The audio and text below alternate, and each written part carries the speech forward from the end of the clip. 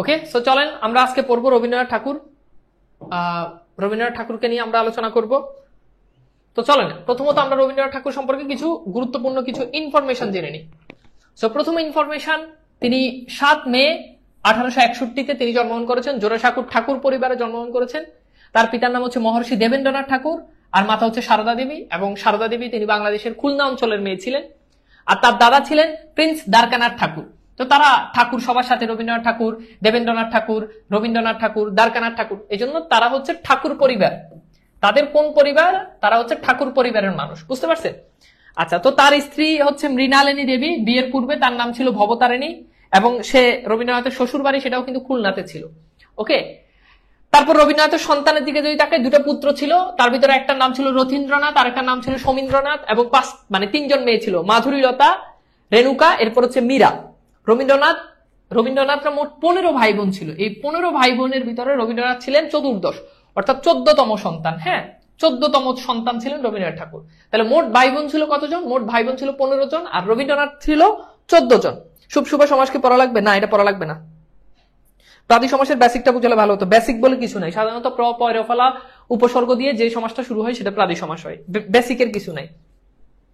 আচ্ছা, এইবার আসেন, রবীন্দ্রনাথের পূর্বপুরুষরা ছিল পিরালি ব্রাহ্মণ। কেমন ব্রাহ্মণ? ব্রাহ্মণের ভিতরে তারা ছিল পিরালি ব্রাহ্মণ। এটা কিন্তু খুব ইম্পর্টেন্ট।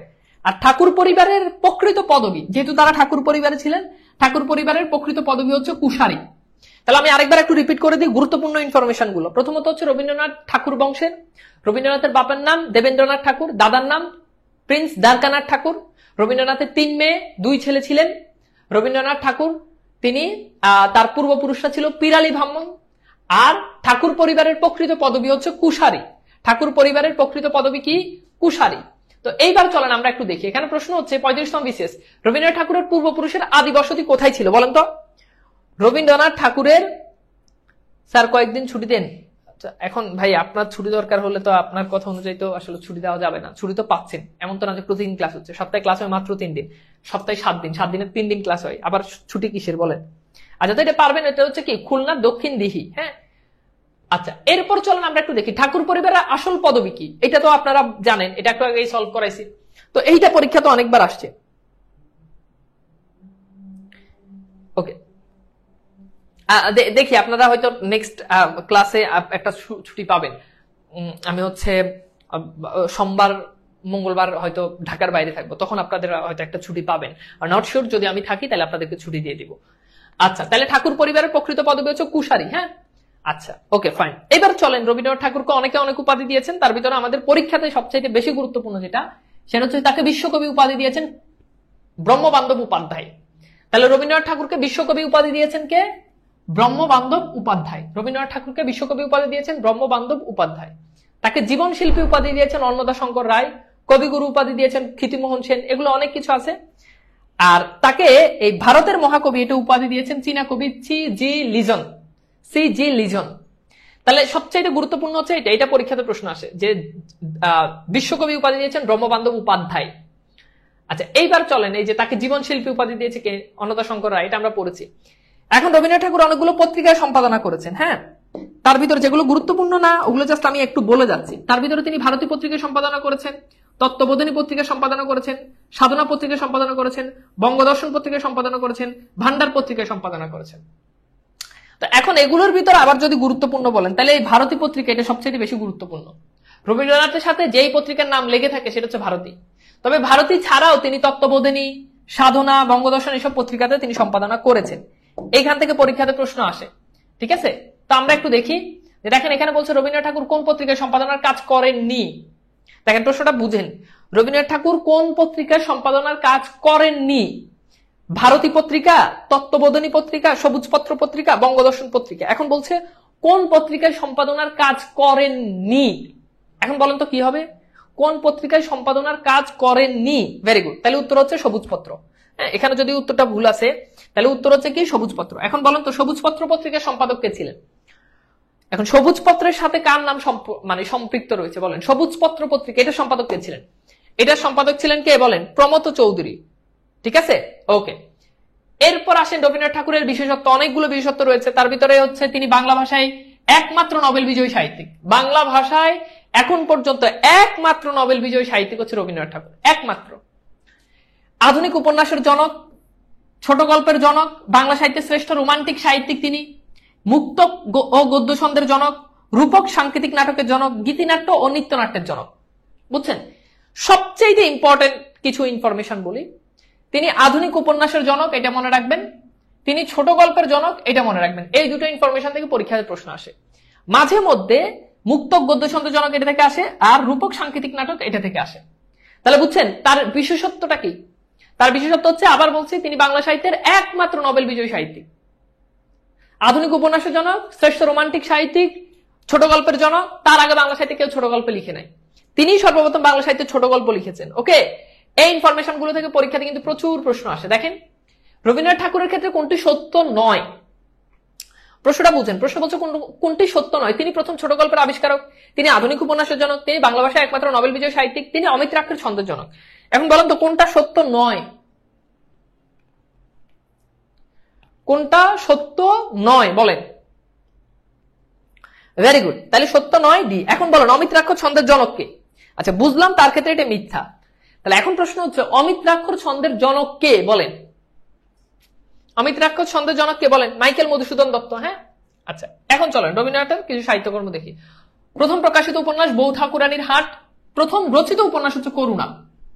রচিত আর প্রকাশিতের ভিতর বুঝতে হবে। প্রথম লিখেছেন করুণা, কিন্তু প্রথম করুণা লিখলেও প্রকাশিত হওয়ার দিক থেকে বউ ঠাকুরানীর হাট আগে প্রকাশিত হয়েছে। এখন যদি রচিত অপ্রকাশিত কোনো কিছুই না বলে যদি বলে রবীন্দ্রনাথের প্রথম উপন্যাস কি, উত্তর হচ্ছে বউ ঠাকুরানীর হাট। আচ্ছা, এরপর হচ্ছে চলিত ভাষায় তিনি প্রথম যেটা লিখেছেন সেটা হচ্ছে ঘরে বাইরে, অর্থাৎ করুণা, বউ ঠাকুরানীর হাট এগুলো লিখেছেন তিনি সাধু ভাষায়, ঠিক আছে। আর চলিত ভাষায় লিখেছেন ঘরে বাইরে। আর প্রথম নাটক হচ্ছে বাল্মীকি প্রতিভা। প্রথম নাটক বাল্মীকি প্রতিভা। প্রথম গদ্য নাটক গোড়াই গলদ। প্রথম ছোট গল্প ভিখারিনী। সার্থক ছোট গল্প দেনা পাওনা। এই দুটো ইনফরমেশন থেকে পরীক্ষাতে বেশি প্রশ্ন আসে। তাহলে রবীন্দ্রনাথের প্রথম ছোট গল্প ভিখারিনী আর সার্থক ছোট গল্প দেনা পাওনা। প্রথম নাটক, এটা পরীক্ষাতে প্রশ্ন আসে বাল্মীকি প্রতিভা। প্রথম প্রকাশিত উপন্যাস, এটা পরীক্ষাতে প্রশ্ন আসে বউ ঠাকুরানীর হাট। কথা কি বুঝা গেছে না বুঝেন নাই বলেন? ওকে, আচ্ছা, তো এই ইনফরমেশনটা পরীক্ষার জন্য ভীষণ গুরুত্বপূর্ণ। এখন দেখবেন যে এগুলো থেকে পরীক্ষাতে প্রশ্ন আসে। বাকি আরো অনেকগুলো রয়েছে।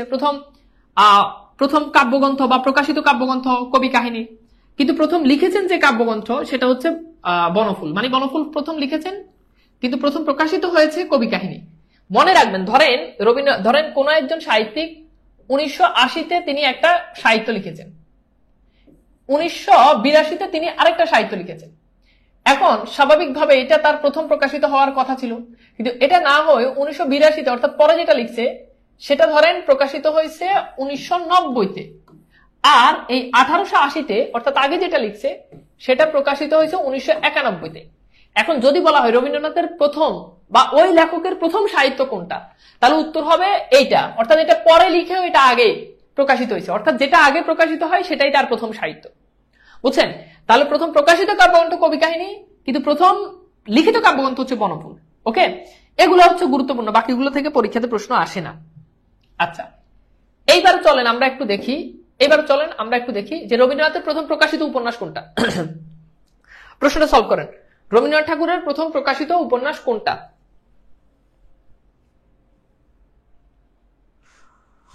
রবীন্দ্রনাথ ঠাকুরের প্রথম প্রকাশিত উপন্যাস কোনটা? কি হবে বলেন তো? উত্তর হচ্ছে বউ ঠাকুরানীর হাট। হ্যাঁ, বউ ঠাকুরানীর হাট। আচ্ছা, এরপর দেখেন রবীন্দ্রনাথ ঠাকুরের প্রথম সার্থক ছোট গল্প কোনটা? এখানে বলছে সার্থক ছোট গল্প। এখন বলেন তো সার্থক ছোট গল্প বললে উত্তর কি হবে? রবীন্দ্রনাথ ঠাকুরের প্রথম সার্থক ছোট গল্প, উত্তর হচ্ছে কি বলেন? এখানে উত্তর ভুল আছে, এটা হচ্ছে কি বলেন? দেনা পাওনা। এটা কি হবে? দেনা পাওনা। এরপর হচ্ছে রবীন্দ্রনাথের সাহিত্যকর্ম, এটাও পরীক্ষার জন্য ইম্পর্টেন্ট না। এবার চলেন আমরা একটু তার উপন্যাসগুলো নিয়ে আলোচনা করি। এখানে একটা ছন্দের মতো করে দেওয়া আছে। তো এখানে বলছে যে চার চোখে চতুরঙ্গে ঘোরা যাবে রাজস্বীর সঙ্গে, ঘরে বাইরে যোগাযোগ, দুই বোনের সহযোগ, নৌকায় বউ উঠানো শেষে, প্রজাপতি মালঞ্চে এলো করুণ বেশি। এটা আপনারা চাইলে মুখস্থ করতে পারেন, স্লাইড পেয়ে যাবেন, অথবা আপনারা চাইলে নিজেদের মতো করেও পড়তে পারেন। যেমন দেখেন এই যে চার মানে হচ্ছে 4 অধ্যায়। এই যে চোখে মানে হচ্ছে চোখের বালি, চতুরঙ্গ এটা একটা সাহিত্য, গোরা এটা একটা সাহিত্য, রাজস্বী এটা একটা সাহিত্য, ঘরে বাইরে, যোগাযোগ এটা একটা সাহিত্য, দুই বোন এটা একটা সহজ সাহিত্য মানে উপন্যাস। নৌকা, নৌকা মানে কি নৌকা ডুবি, এই যে নৌকা ডুবি, হ্যাঁ। এরপর বউ মানে কি বউ ঠাকুরানীর হাট। শেষে মানে কি শেষের কবিতা, শেষের কবিতা। দেখেন শেষের কবিতা এটার নামের সাথে কবিতা থাকলো এটা কিন্তু উপন্যাস। তাহলে শেষের কবিতা নামের সাথে কবিতা থাকলো এটা আসলে একটা উপন্যাস, হ্যাঁ। তো এরপর হচ্ছে প্রজাপতি মানে হচ্ছে প্রজাপতির নির্বন্ধ। মালঞ্চ এটা একটা উপন্যাস। করুণ মানে হচ্ছে করুণা, করুণ মানে কি করুণা। তাহলে এগুলো হচ্ছে তার লিখিত উপন্যাস।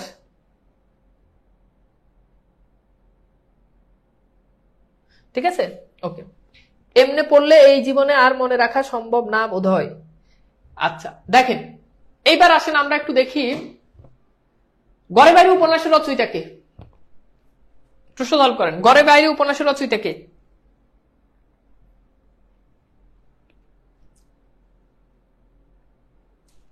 কে হবে বলেন? কাজী নজরুল, রবীন্দ্রনাথ ঠাকুর, তাই না? আচ্ছা, এরপর হচ্ছে নিচের কোনটি উপন্যাস? এই যে এই প্রশ্নটা খেয়াল করেন, নিচের কোনটা উপন্যাস?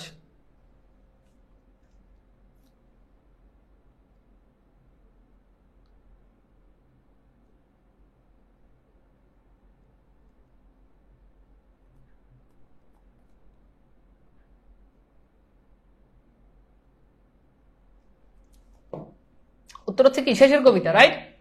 আচ্ছা, এরপর হচ্ছে কোনটি, কোন উপন্যাসটির রচয়িতা রবীন্দ্রনাথ ঠাকুর? কোন উপন্যাসটির রচয়িতা রবীন্দ্রনাথ ঠাকুর? উত্তর কি হবে? বিষবৃক্ষ, গণদেবতা, অরণ্য, ঘরে বাইরে। এখানে অনেকগুলো প্রশ্ন আসে, আমরা চেষ্টা করব সবগুলো প্রশ্ন একটু জলদি সলভ করার জন্য।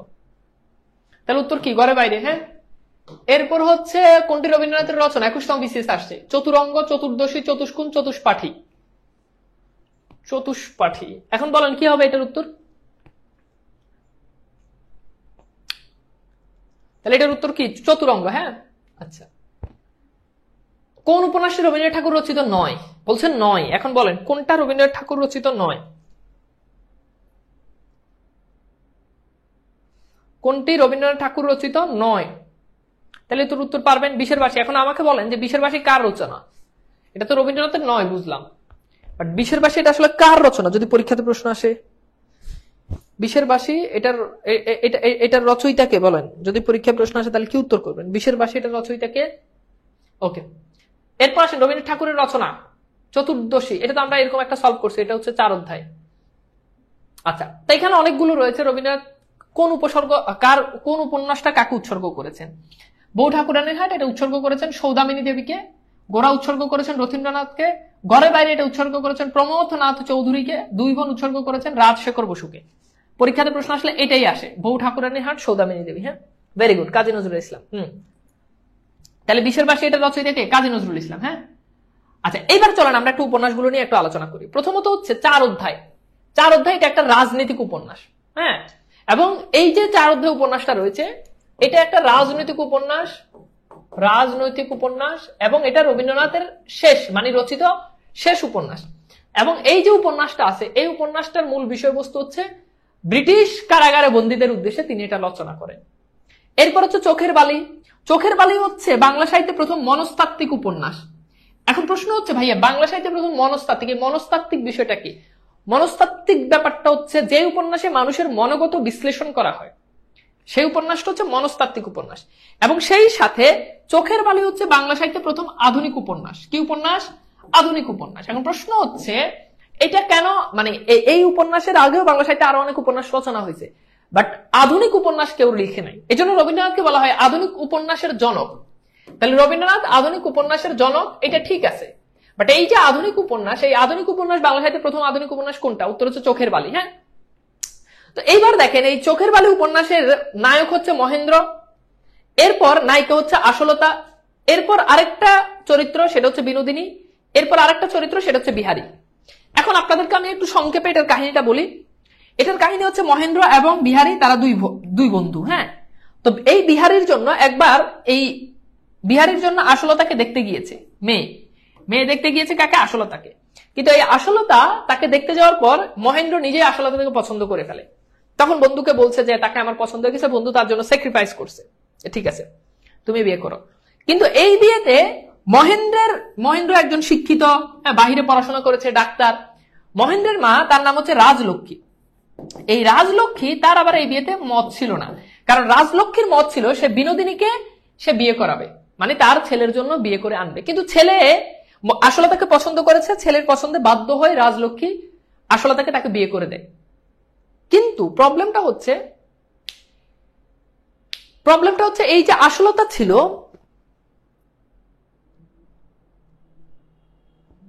ঠিক আছে, তো প্রবলেমটা হচ্ছে এই যে আশালতা ছিল, এই আশালতা সে তাকে নিয়ে বিয়ে করার পর মানে সে সবকিছু ভুলে যায়, সারাক্ষণ আশালতাকে নিয়েই পড়ে থাকে। এটা তার মা আবার ভালোভাবে দেখতো না।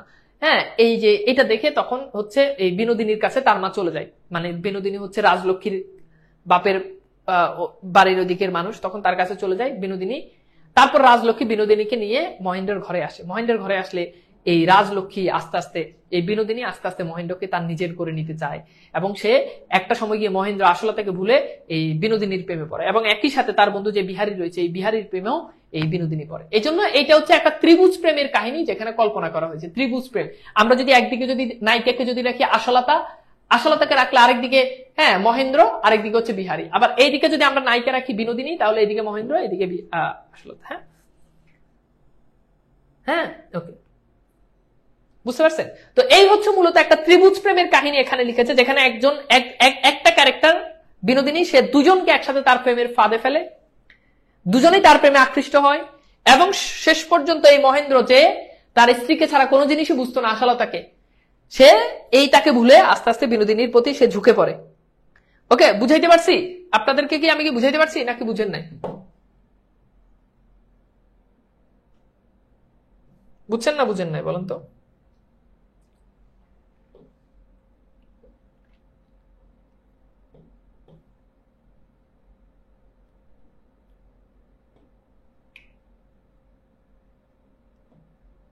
আচ্ছা, ওকে, আচ্ছা, এইবার খেয়াল করে দেখেন,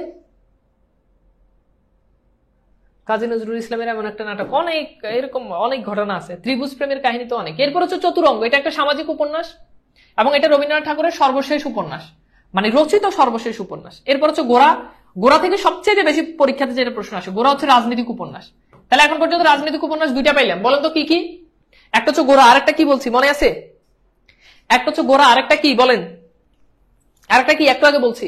এবং গোরা সম্পর্কে ইনফরমেশন হচ্ছে এটা রবীন্দ্রনাথের শ্রেষ্ঠ এবং বৃহৎ উপন্যাস। তাহলে রবীন্দ্রনাথের শ্রেষ্ঠ এবং বৃহৎ উপন্যাস কি? এটা। হ্যাঁ, আচ্ছা, এরপর হচ্ছে রাজর্ষি। রাজর্ষি এটা ঐতিহাসিক উপন্যাস, মনে রাখবেন, রাজর্ষি এটা ঐতিহাসিক উপন্যাস, এবং এটা হচ্ছে ত্রিপুরার রাজ পরিবারের কাহিনী নিয়ে এটা রচনা করা হয়েছে।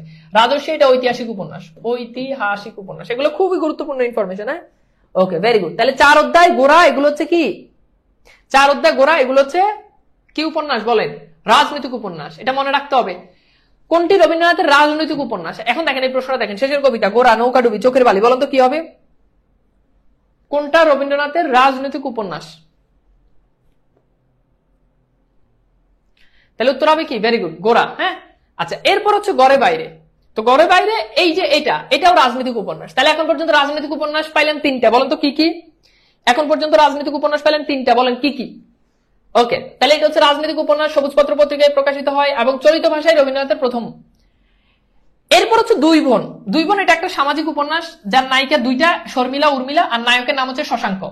তাহলে দুই বোন, এখানে দুইটা, শশাঙ্ক, শর্মিলা, উর্মিলা, দুই বোন, আর নায়কের নাম হচ্ছে শশাঙ্ক। হ্যাঁ, বুঝছেন? রাজনৈতিক, ভেরি গুড। তাহলে রাজু আহমেদ বলছে 4 অধ্যায় গোরার, হ্যাঁ, রাজনৈতিক উপন্যাস। আরেকটা হচ্ছে কি? গড়ে বাইরে, এই 3টা। হ্যাঁ, ওকে, তনুশ্রী দত্ত, ওকে, থ্যাংক ইউ, ভেরি গুড। আচ্ছা, এইবার আসুন যোগাযোগ। এটা খুব চমৎকার একটা উপন্যাস, এই যে যোগাযোগ উপন্যাস, এটার মূল উপজীব্য বিষয় হচ্ছে জমিদার শ্রেণীর আস্তে আস্তে মানে বিলুপ্তি ঘটে, জমিদার যারা রয়েছে তাদের অবনতি হয় অর্থনৈতিক, আর বণিক ব্যবসায়ী শ্রেণীর যারা রয়েছে তাদের আস্তে আস্তে উন্নতি হয়, সেটা। তো এখানে আমরা দেখি কুমুদিনী হচ্ছে নায়িকা, আর মধুসূদন হচ্ছে নায়ক, আর বিপ্রদাস হচ্ছে কুমুদিনীর ভাই। তো এখন ব্যাপারটা হচ্ছে, এখানে দেখা যায় যে মধুসূদন সে হচ্ছে বণিক পরিবারের মানুষ, তাদের সম্পত্তি আস্তে আস্তে দিন দিন বাড়তে থাকে, আর বিপ্রদাস তারা হচ্ছে জমিদার শ্রেণীর মানুষ, তাদের প্রতিপত্তি সম্পত্তি দিন দিন কমতে থাকে। তখন এই মধুসূদন আর বিপ্রদাসের দুই পরিবারের ভিতরে আগ থেকে অনেক ক্ল্যাশ ছিল, শত্রুতা ছিল। এই শত্রুতার জের ধরে মধুসূদন এই কুমুদিনীকে অর্থাৎ বিপ্রদাসের বোনকে বিয়ে করে।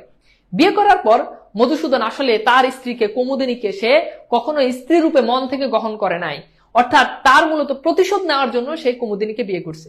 কিন্তু কুমুদিনী খুবই ভালো ছিল, সে স্বামীর অনুগত্য করতো, স্বামীকে সে সম্মানের চোখে দেখতো। কিন্তু মধুসূদন আসলে এরকম ছিল না, এবং মধুসূদনের সাথে অন্য নারীর সাথে একটা প্রেমের সম্পর্ক ছিল, সেটাও কুমুদিনী জানতে পারে। দুজনের পরিবারের নানা রকম অশান্তি লেগেই থাকে দুজনের মধ্যে, এবং মধুসূদন ভালো মানুষ ছিল না বিদায়, স্ত্রীকে আসলে স্ত্রীর রূপে দেখতো না বিদায়, দুজনের পরিবারে নানা রকম অশান্তি, অর্থাৎ দুজনের কখনোই মনের যোগাযোগ হয় নাই।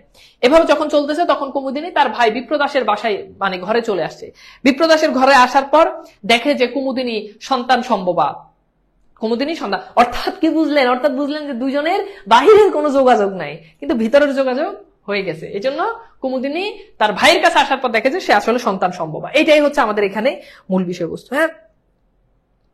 আচ্ছা, তো এখানে মূলত বুঝতে পারতেছেন যে এইখানে যে ঘটনাটা লেখক, যে জমিদার শ্রেণীর বিলুপ্তি এবং বণিক শ্রেণীর আস্তে আস্তে উদ্ভব, এই বিষয়টা নিয়ে এখানে লেখা হয়েছে। তো এখানে বলছে ঘরে বাইরে উপন্যাস কার, এটা তো পারবেন, এটা হচ্ছে কি রবীন্দ্রনাথ ঠাকুর। এরপর হচ্ছে ঘরে বাইরে উপন্যাসের মূল উপজীব্য বিষয় কি, এটা ব্রিটিশ ভারতের রাজনীতি। এরপর হচ্ছে বিমলা ও কুমুদিনী, এটা হচ্ছে এখন বুঝতে পারতেছেন যে কুমুদিনী এটা হচ্ছে যোগাযোগ, আর বিমলা এই যে কুমুদিনী এই চরিত্রটা হচ্ছে যোগাযোগ। এটা যদি জানেন তাহলে আপনি পারবেন। এই যে কুমুদিনী এটা তো বাড়েনি, যোগাযোগ, তার মানে হয় এটা হবে, না হলে এটা হবে। আর বিমলা এটা কোন উপন্যাসের চরিত্র, এটা হচ্ছে ঘরে বাইরে উপন্যাসের চরিত্র। ওকে, বুঝছেন? আচ্ছা, এরপর আমরা একটু দেখি যে শর্মিলা রবীন্দ্রনাথ ঠাকুরের কোন উপন্যাসের নায়িকা, বলেন। এটা আপনাদেরকে বলছি, বলুন তো এটা পারেন কিনা।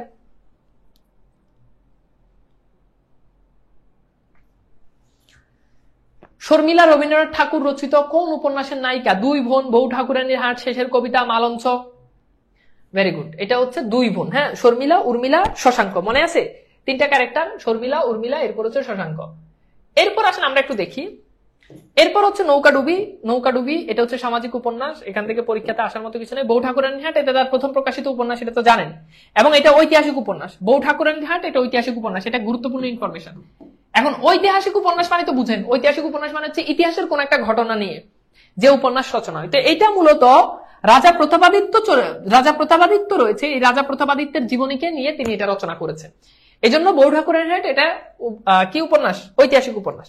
আচ্ছা, এরপর হচ্ছে শেষের কবিতা, এটাকে বলা হয় বাংলা সাহিত্যের শ্রেষ্ঠ রোমান্টিক ধর্মী একটা উপন্যাস। মানে এই উপন্যাসটাতে এতটা রোমাঞ্চ আছে যে বাংলা সাহিত্যে এরকম দুইটা আর মনে হয় যে খুঁজে পাওয়া যায় না। এই জন্য বলা হয় বাংলা সাহিত্যের শ্রেষ্ঠ রোমান্টিক কাব্যধর্মী উপন্যাস হচ্ছে এইটা। এবং এই উপন্যাসের একটা উক্তি রয়েছে, উক্তিটা খুবই বিখ্যাত, ফ্যাশনটা হলো মুখোশ, স্টাইলটা হলো মুখশ্রী। তা আমরা যদি একটু দেখি ক্যারেক্টার গুলোর ভিতরে, যদি দেখি অমিত রয়েছে, লাবণ্য রয়েছে, কেতকী রয়েছে, শোভনলাল রয়েছে।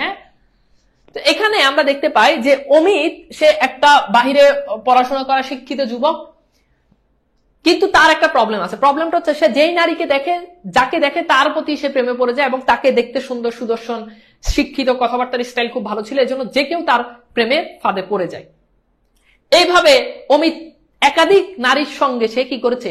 প্রেমে যুক্ত হয়েছে। কিন্তু যখনই কারোর সাথে সে প্রেমে যুক্ত হয়, কারোর প্রতি মুগ্ধ হয়ে প্রেমে যায়, কয়দিন প্রেম করার পর তার আর ওই মেয়েকে ভালো লাগে না। আপনারা প্লে বয় বলেন না, এটা হচ্ছে প্লে বয়। মানে সে প্রেম করতে ভালো লাগে, কিন্তু 2 দিন প্রেম করার পর মনে হয় যে আর ভালো লাগতেছে না, তখন এই ভুং ভাং একটা কথা বলে কি করে, বাদ, রিলেশন ব্রেকআপ, এভাবে চলতে থাকে। তা একবার সে শিলংয়ে বেড়াতে গিয়ে সেখানে এক নারীর সাথে, এক মেয়ের সাথে তার সাথে পরিচয় হয়। সেই মেয়ের নাম হচ্ছে লাবণ্য। তো লাবণ্যর প্রেমে সে যথারীতি দেখে লাবণ্যের প্রেমে পড়ে যায়। লাবণ্যের বাবা একজন শিক্ষক ছিলেন, এই লাবণ্যের বাবার শিক্ষকের ছাত্র ছিল শোভনলাল। এই শোভনলাল আবার মনে মনে লাবণ্যকে পছন্দ করত, কিন্তু কখনো সে এটা তার শিক্ষককে সে বলে নাই। লাবণ্যের বাবার একান্ত অনুগত ছাত্র ছিল শোভনলাল, সে বলে নাই। তখন শোভনলাল যখন বলে নাই, তখন অমিত আস্তে আস্তে লাবণ্যের প্রতি আসক্ত হয়, লাবণ্যকে তার প্রেম নিবেদন করে। লাবণ্য তাকে চিন্তা করে যে তার সাথে কিছুদিন দেখা করে, তার সাথে কিছুদিন মেশার পরে মনে হলো যে এই অমিত আসলে সে আমার সাথে এরকম তার প্রেমের ফাঁদ সে তৈরি করবে, প্রেমে পড়বে, কিন্তু তার রোমান্সটা ক্ষণস্থায়ী, চিরস্থায়ী রোমান্স তার ভিতরে নাই। এটা বুঝতে পারে এটা বুঝতে পারে যেদিন বিয়ে ঠিক হবে সেদিন লাবণ্যের মনে সেই জিনিসটা খুব পীড়া দিচ্ছে যে সে তো আমাকে বিয়ে করবে, কিন্তু বিয়ে করার পর হয়তোবা তার সাথে আমার সাথে আর সম্পর্ক ভালো টিকবে না, তার আমাকে ভালো লাগবে না, এটা লাবণ্য বুঝতে পেরেছে। তখন লাবণ্য বিয়ে না করে দিয়েছে এবং সেই দিনই সেই বিয়েতে এসেছে কেতকী। কেতকীর সাথে তার সাথে পূর্বে সম্পর্ক ছিল, বাহিরে সম্পর্ক ছিল। সেই কেতকী চলে আসার পরে পরবর্তীতে অমিতের সাথে কেতকীর মিল হয় এবং লাবণ্যের সাথে শোভনের লালের মিল হয়। বুঝছেন? এটা হচ্ছে ঘটনা। ওকে, আচ্ছা। এরপর আমরা একটু দেখি যে রবীন্দ্রনাথের প্রথম প্রকাশিত উপন্যাস কোনটা। এটা আমরা জানি, এটা হচ্ছে বউ ঠাকুরানীর হাট। শেষের কবিতা রবীন্দ্রনাথ রচিত, এটা কি বলেন? শেষের কবিতা এটা কি? উপন্যাসের নাম, কবিতার নাম, তারপর হচ্ছে গল্প সংকলনের নাম, নাটকের নাম?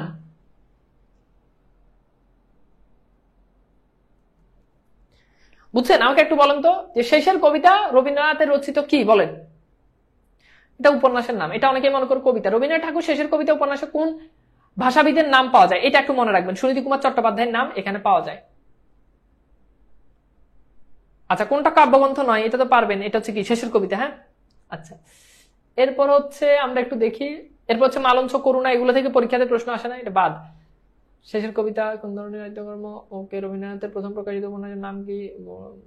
এগুলো পারবেন। রবীন্দ্রনাথের উপন্যাস নয়, এটা হচ্ছে বাল্মীকি প্রতিভা। এবার চলেন একটু নাটকে দেখি। হ্যাঁ, তো এখানে একটা একটা একটা গল্পের মতো করে তার নাটক দেওয়া আছে। রাজা অচলায়তন চিরকুমারকে ডেকে রক্ত কবরী মুক্ত মুকুট নিয়ে অরুণাচল অরুপর্তনকে সঙ্গে নিয়ে কালের যাত্রায় বিসর্জন দিতে তাসের দেশে গেলেন। তাহলে রাজা অচলায়তন চিরকুমারকে ডেকে রক্ত কবরী মুক্ত মুকুট নিয়ে অরুণাচল অরুপর্তনকে সঙ্গে নিয়ে কালের যাত্রায় বিসর্জন দিতে তাসের দেশে গেলেন। তো এখানে মনে রাখবেন যে এই যে দেখেন, এই রাজা বলতে রাজা, এটা তার একটা নাটক। অচলায়তন, এটা তার একটা নাটক। চিরকুমার, এটা তার একটা নাটক। বুঝছেন? এগুলো তার নাটক। এরপর খেয়াল করে দেখেন, এই যে ডেকে, ডেকে বলতে মনে রাখবেন ডাকঘর। তাহলে ডেকে মানে কি? ডাকঘর। এরপর রক্ত কবরী, এটা তার একটা নাটক। হ্যাঁ, এটা সরি, এটা হচ্ছে রক্ত করবী। হ্যাঁ, রক্ত করবী, এটা তার একটা নাটক। এরপর হচ্ছে মুক্ত। হ্যাঁ, মুক্ত মানে কি? মুক্ত ধারা। মুকুট, এটা তার একটা নাটক। হ্যাঁ, এরপর হচ্ছে অরুণাচল, এটা একটা নাটক। অরুণাচল। এরপর হচ্ছে অরুপর্তন, এটা আরেকটা নাটক। এরপর হচ্ছে যে কালের যাত্রা, এটা একটা নাটক। হ্যাঁ, তারপর আমরা দেখতে পাই বিসর্জন, এটা একটা নাটক। এরপর হচ্ছে তাসের দেশ, এটা একটা নাটক। তাহলে তাসের দেশ, এটা আরেকটা নাটক। এগুলো হচ্ছে তার বিখ্যাত নাটক।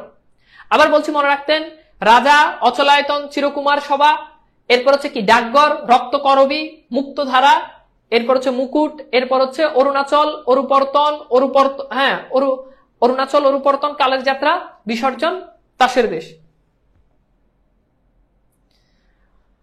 বুঝছেন? ওকে, ফাইন। এইবার চলেন আমরা একটু দেখি, এখানে অনেকগুলো রয়েছে। বাল্মীকি প্রতিভা, তিনি বাল্মীকি মানে কোন চরিত্র অভিনয় করেছেন? তো এখান থেকে এই জিনিসটা একটু পরীক্ষাতে প্রশ্ন আসে যে এই যে ফাল্গুনী, এইটাতে তিনি অন্ধবাউল রূপে অভিনয় করেছেন। রবীন্দ্রনাথ ঠাকুর তিনি নিজেও একজন অভিনেতা ছিলেন। তিনি অন্ধবাউল ক্যারেক্টারে কোথায় অভিনয়, কোন নাটকে অভিনয় করেছেন? উত্তর হচ্ছে ফাল্গুনী। হ্যাঁ, কোথায় অভিনয় করেছেন? ফাল্গুনী। আচ্ছা, চলেন এটা একটু পরীক্ষাতে প্রশ্ন আসে। আরো বাকি অনেকগুলো রয়েছে, কোনটা কাকে উৎসর্গ করেছেন। তো প্রথম নাটকের নাম হচ্ছে বাল্মীকি প্রতিভা। এটা হচ্ছে তার প্রথম নাটক, রাজা ও রানী। এটা অনেকে বলেন যে রুদ্রচন্দ্র, এটা হচ্ছে তার প্রথম নাটক। আর প্রথম প্রকাশিত দিক থেকে এটা হচ্ছে বাল্মীকি প্রতিভা। এটা রাজা ও রানী, এটা হচ্ছে বিক্রম দেবের ভূমিকা অভিনয় করেন। বিসর্জন হচ্ছে রবীন্দ্রনাথ ঠাকুরের শ্রেষ্ঠ নাটক, এবং এই শ্রেষ্ঠ নাটকটা রবীন্দ্রনাথ ঠাকুর, এই যে রবীন্দ্রনাথ ঠাকুরের যে শ্রেষ্ঠ নাটক, এটা হচ্ছে কি সর্বশ্রেষ্ঠ নাটক। তো এইটা খুবই গুরুত্বপূর্ণ শ্রেষ্ঠ নাটক, এই জন্য এটা গুরুত্বপূর্ণ। ডাকঘর, এটাও খুব গুরুত্বপূর্ণ নাটক। অচলায়তন, নটির পূজা, এগুলো খুব গুরুত্বপূর্ণ নাটক। এবং নটির পূজা, এটার কাহিনী তিনি বৌদ্ধ গ্রন্থ থেকে নিয়েছেন। এটার কাহিনী কোথা থেকে নিয়েছেন? বৌদ্ধ গ্রন্থ থেকে তিনি এটার কাহিনী নিয়েছেন। আচ্ছা, এরপর দেখেন আমরা একটু দেখি মুক্তধারা, এটি তার প্রথম ছিল। এই নাটকের প্রথম নাম ছিল পথ।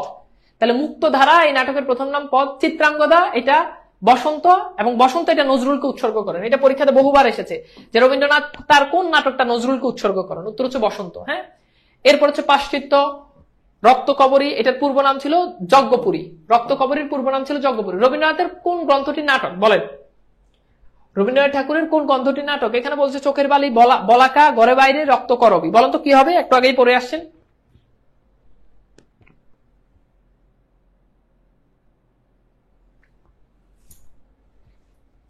Very good. এটা কি হবে বলেন তো? উত্তর হচ্ছে রক্ত করবী। এরপর হচ্ছে রবীন্দ্রনাথ ঠাকুর তার রচিত কোন নাটকটি কাজী নজরুল ইসলামকে উৎসর্গ করেছেন? এটা আমরা পড়ে আসছি। উত্তর হচ্ছে বসন্ত। হ্যাঁ, বিসর্জন না, বসন্ত, মনে রাখবেন, বসন্ত, প্যাচ লাগাইন না। আচ্ছা, এরপর হচ্ছে রবীন্দ্রনাথ ঠাকুর রচিত নাটক কোনটা বলেন? নবান্ন, রাজা, ইপিডাস, এরপর হচ্ছে কি উত্তর বুঝতে পারতেছেন কি হবে, রাজা হবে। আর রবীন্দ্রনাথ ঠাকুর তার কোন রচনাটি নেতাজি সুভাষচন্দ্র বসুকে উৎসর্গ করেছেন? এটার উত্তর হচ্ছে কালের যাত্রা। কালের যাত্রা উৎসর্গ করেছেন। আমাদের স্লাইডে দেওয়া ছিল কালের যাত্রা নাটকটির রচয়িতা পারবেন রবীন্দ্রনাথ ঠাকুর। রক্তকরবী ও রক্তাক্ত প্রান্তর লিখেছেন কি? এখন এইটা তো নিশ্চিত, দেখেন এখানে অপশন গুলো আপনার কিছুই জানা লাগবে না। রক্তকরবী রবীন্দ্রনাথ ঠাকুর লিখছে, এখন কোন অপশনে প্রথমে রবীন্দ্রনাথ ঠাকুর আছে? এটা তার মানে রক্তাক্ত প্রান্তর লিখেছে মনির চৌধুরী, বুঝছেন? আচ্ছা, এরপর আসেন আমরা একটু দেখি কবিগুরু রবীন্দ্রনাথ ঠাকুর কালের যাত্রা নাটকটি কাকে উৎসর্গ করেছেন? এটা হচ্ছে শরৎচন্দ্র চট্টোপাধ্যায়কে। আচ্ছা, কাব্যগ্রন্থ অনেকগুলো কাব্যগ্রন্থ রয়েছে। অনেকগুলো কাব্যগ্রন্থ। আমি একবার একটা ইয়েতে ক্লাসে বলেছিলাম, ওটা অনেক, ওই ভিডিওটা অনেক ভাইরাল হয়ে গেছিল, যে রবীন্দ্রনাথের কাব্যগ্রন্থ মানেই হচ্ছে বেডির নাম। দেখবেন যে রবীন্দ্রনাথের অধিকাংশ কাব্যগ্রন্থের নাম হচ্ছে একটা মেয়ের নাম থাকে।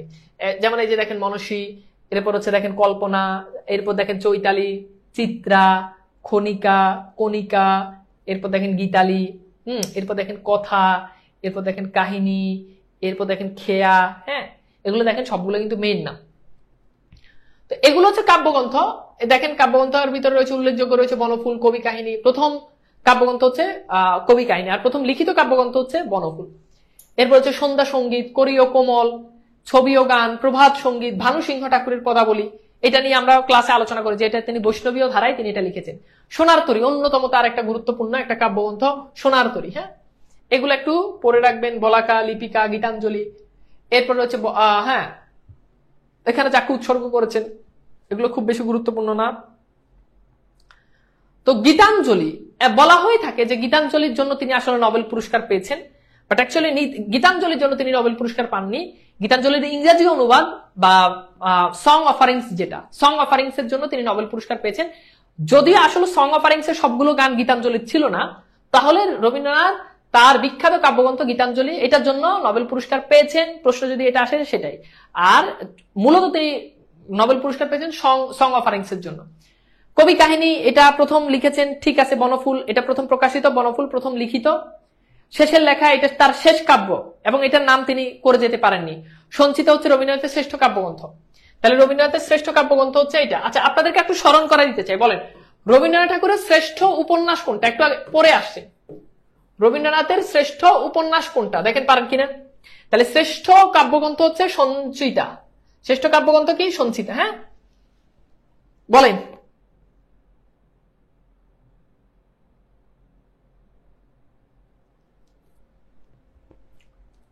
বলেন তো, পারেননি? Very good. কি শ্রেষ্ঠ কোনটা বলেন?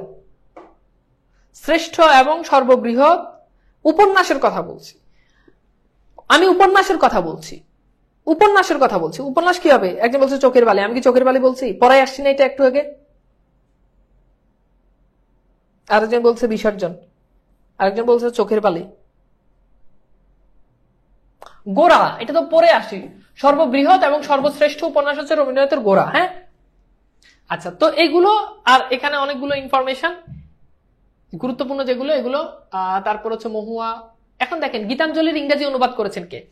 তো গীতাঞ্জলির ওই যে এটা হচ্ছে WV ইয়েটস, ইনি মানে সং অফারিং যেটা, এটার ইংরেজি অনুবাদক হচ্ছে WV ইয়েটস। ওকে, আচ্ছা, এরপর দেখেন রবীন্দ্রনাথের সোনার তরী কবিতাটি কোন ছন্দে রচিত? এটা এইচএসসি তে আছে, এই জন্য এখান থেকে প্রশ্ন আসছে। উত্তর হচ্ছে মাত্রাবৃত্ত। ভানু সিংহ ঠাকুরের পদাবলীর রচয়িতা কে? এটা পারবেন। পদাবলী লিখেছেন কে? রবীন্দ্রনাথ ঠাকুর। মানে ভানু সিংহ ঠাকুরের পদাবলী বোঝাচ্ছে। রবীন্দ্রনাথ ঠাকুরের প্রথম প্রকাশিত কাব্যগ্রন্থ কোনটা? এটা সলভ করেন। রবীন্দ্রনাথ ঠাকুরের প্রথম প্রকাশিত কাব্যগ্রন্থ কোনটা? রবীন্দ্রনাথ ঠাকুরের প্রথম প্রকাশিত কাব্যগ্রন্থ কোনটা?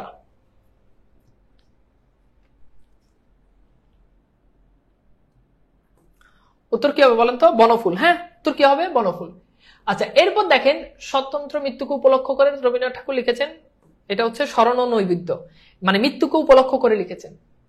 ঠিক আছে, আচ্ছা, রবীন্দ্রনাথ ঠাকুর কাকে পূরবী কাব্যটি উৎসর্গ করেছেন? ভিক্টোরিয়া অকম্পো। কোন কাব্যগ্রন্থে রবীন্দ্রনাথ ঠাকুর নোবেল পুরস্কার পেয়েছেন? এখন দেখেন এখানে কিন্তু সং অফারিংস নাই, সো এটার উত্তর কি করবেন বলেন? এটার উত্তর তখন আপনাকে অবশ্যই গীতাঞ্জলি করতে হবে, রাইট? রবীন্দ্রনাথ যে নাটকটির জন্য সর্বাধিক বিখ্যাত সেটি কোনটা? এটা পারবেন। সর্বাধিক বিখ্যাত কোনটা? সর্বাধিক বিখ্যাত কোনটা বলেন? অবশ্যই গীতাঞ্জলি, এটার জন্য তিনি নোবেল পুরস্কার পেয়েছেন, তার মানে এটা সর্বাধিক বিখ্যাত, রাইট? সঞ্চিতা কোন কবির সংকলন? এটা তো পড়ছেন, রবীন্দ্রনাথের শ্রেষ্ঠ কাব্যগ্রন্থ হচ্ছে কি? সঞ্চিতা। হ্যাঁ, আচ্ছা, এরপর দেখেন কোনটি কোনটি কাব্যগ্রন্থ? শেষ প্রশ্ন, শেষের লেখা, শেষের কবিতা, নবযুগ। আচ্ছা এইবার বলেন তো, দেখেন পারেন কিনা, কোনটি কাব্যগ্রন্থ? আপনাদেরকে একটু বলে, কাব্যগ্রন্থে কবিতা থাকে, একটা কাব্যগ্রন্থে অনেকগুলো কবিতা থাকে। হ্যাঁ, কাব্যগ্রন্থে কি থাকে? কবিতা থাকে, মনে রাখবেন কাব্যগ্রন্থে কবিতা থাকে। এটা সলভ করেন, এটা সলভ করেন। তাহলে এটা কি হবে? শেষের লেখা আর শেষের কবিতা। বুঝেন, শেষের লেখা কাব্যগ্রন্থ আর শেষের কবিতা উপন্যাস। শেষের কবিতা কি? উপন্যাস। ভেরি গুড, ওকে। আচ্ছা এরপর দেখেন রবীন্দ্রনাথের পূর্ণশ্চ কোন ধরনের গ্রন্থ? এটা তো পারবেন, কাব্যগ্রন্থ। খেয়া রবীন্দ্রনাথের একটি কি, ওই যে বলছি মেয়ের নাম, দেখছেন কি? কাব্যগ্রন্থ। এরপর দেখেন কোনটি রবীন্দ্রনাথ ঠাকুরের রচনা? গীতালি, মরীচিকা, তারপর হচ্ছে কনকাঞ্জলি, এরপর হচ্ছে হোম শিখা। এখন বলেন তো কি হবে?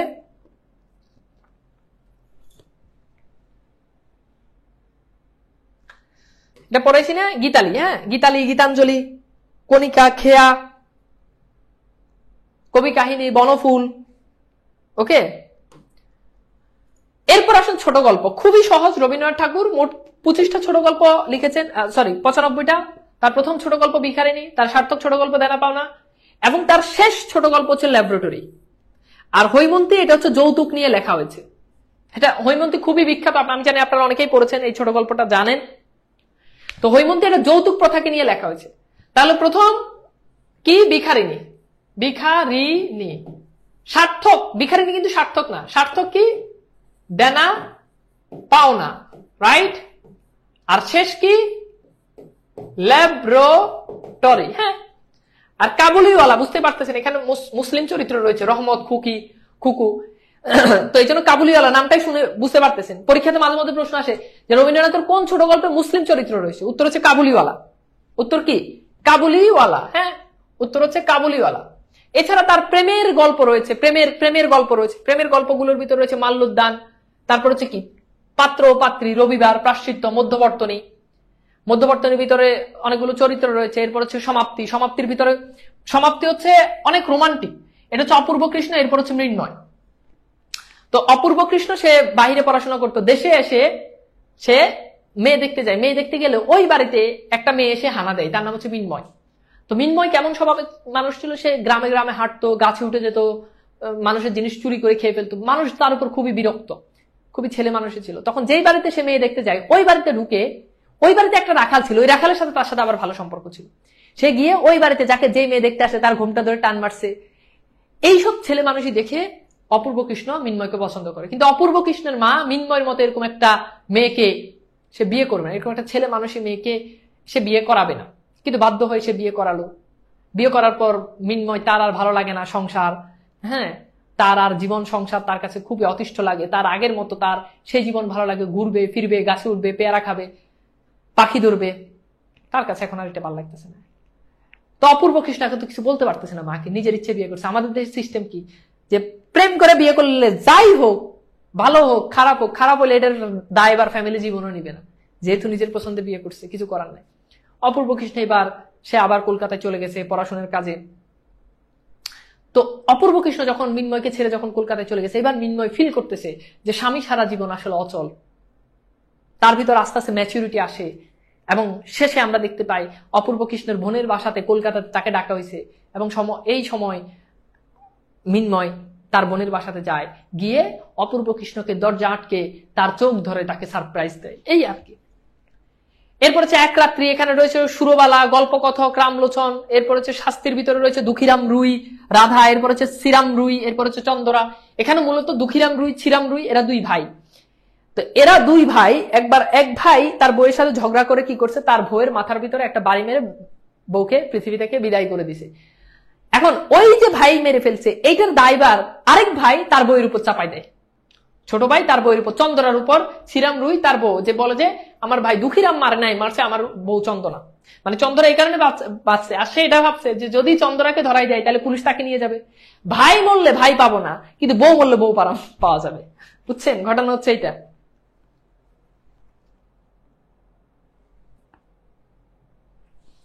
কথা কি বুঝছেন? এইগুলো নিয়ে মূলত আসলে এগুলো রচনা করা হয়েছে। আরো অনেকগুলো রয়েছে। এরপর হচ্ছে সামাজিক গল্প রয়েছে, আরো অনেক কিছু অতিপ্রাকৃত গল্প রয়েছে, এগুলো পড়লেই পারবেন। এরপর হচ্ছে লেখা প্রথম যৌতুক প্রথার প্রাধান্য পেয়েছে হৈমন্তী, এটা তো আমরা পড়ছি, তাই না? মুসলমান চরিত্র কোথায় রয়েছে বলেন? কাবুলিয়ারাতে বাংলা সাহিত্যে প্রথম সার্থক ছোট গল্প কোনটা বলেন? এগুলো খুবই একদম রিপিটেড জিনিস।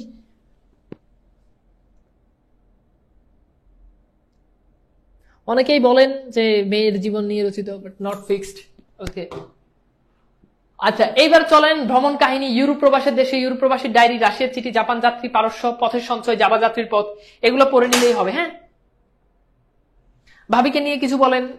ভাবিকে নিয়ে কি বলবো? ভাবিকে নিয়ে মানে রবীন্দ্রনাথের ভাবিকে নিয়ে, এটা আমার পেজে যায়নি, যে কয়দিন আগে একটা ভিডিও দিছিল যে রবীন্দ্রনাথ ঠাকুরের সাথে, রবীন্দ্রনাথকে নিয়ে অনেক আলোচনা সমালোচনার অভাব নেই, সেগুলো বললে আসলে শেষ হবে না। রবীন্দ্রনাথের অনেক লেখায় অনেক পূর্বের অনেক সাহিত্যিকের সাথে মিল পাওয়া গেছে, মধ্যযুগের অনেক সাহিত্যিকের সাথে রবীন্দ্রনাথের সাহিত্যের মিল পাওয়া গেছে।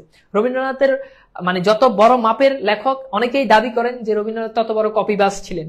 আই ডোন্ট নো, বাট অনেক লেখার সাথে আসলেই মিল আছে। অনেক লেখার সাথে রবীন্দ্রনাথের, অনেক লেখার সাথে অনেকের সাথে অনেক মিল আছে। রবীন্দ্রনাথের পারিবারিক বিষয় নিয়েও অনেক প্রশ্ন, অনেক আলোচনা সমালোচনা আছে, যে রবীন্দ্রনাথের পারিবারিক সূত্রে তারা আসলে পতিতাবৃত্তির ব্যবসার সাথে ঠাকুর পরিবার সরাসরি যুক্ত ছিল।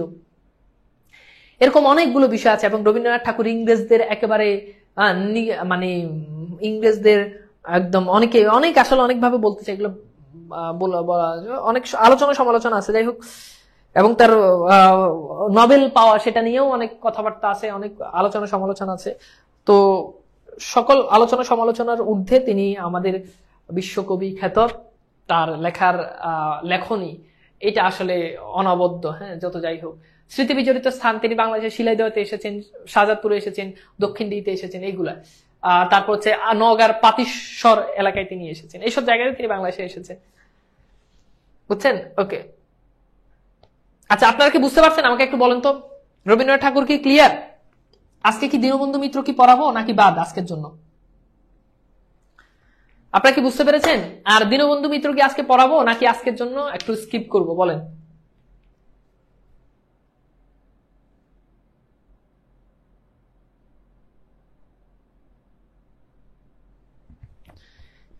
ঠিক আছে, ওকে ক্লিয়ার, ওকে বাদ। ওকে, তো আজকের ক্লাসটা ওকে আজ আর নয়, ঠিক আছে, আজকে আর না পড়াই। আচ্ছা, নেক্সট একটা ক্লাসে ইনশাল্লাহ পড়াই দিব। তো আজকে আজকে আমাকে বলেন যে আজকের ক্লাসটা কেমন লাগছে। এবং রবীন্দ্রনাথের প্রত্যেকটা জিনিস দেখেন, আমি কিন্তু বিগত সালের হিউজ প্রশ্ন সলভ করাই দিছি, এন্ড প্রত্যেকটা কনসেপ্ট, কাহিনী যেগুলো বলা সেগুলো আপনাদেরকে বুঝাই দিছি। এন্ড ক্লাসটা কেমন লেগেছে সেটা একটু জানিয়ে দেন। এন্ড পরের ক্লাসে আপনাদের রবীন্দ্রনাথ ঠাকুরের উপরে ইনশাল্লাহ ক্লাস এক্সাম হবে। ওকে, তো সবাই ভালো থাকবেন, আল্লাহ হাফেজ।